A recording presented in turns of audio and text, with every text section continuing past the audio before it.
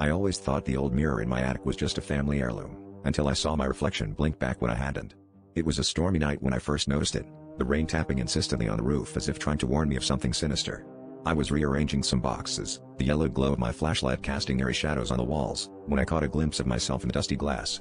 My heart skipped a beat as my reflection's eyes seemed to close for a fraction of a second, even though mine were wide open. Intrigued and slightly unnerved, I began to spend more time in the attic, documenting each encounter with the mirror. My reflection began to develop a mind of its own, sometimes mimicking my actions with a delay, other times standing perfectly still while I moved. I told myself it was just my imagination, a trick of the light, but deep down, I knew something was wrong.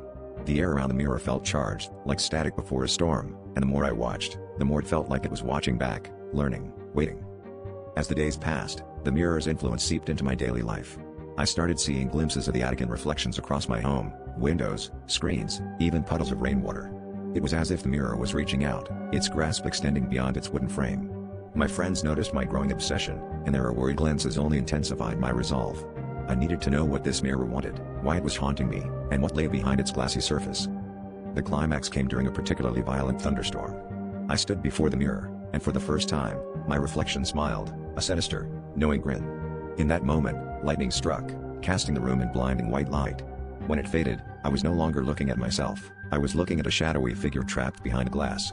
It raised a hand, beckoning me closer, and as I reached out to touch the mirror's cool surface, I realized with dawning horror that I was no longer the one doing the reaching.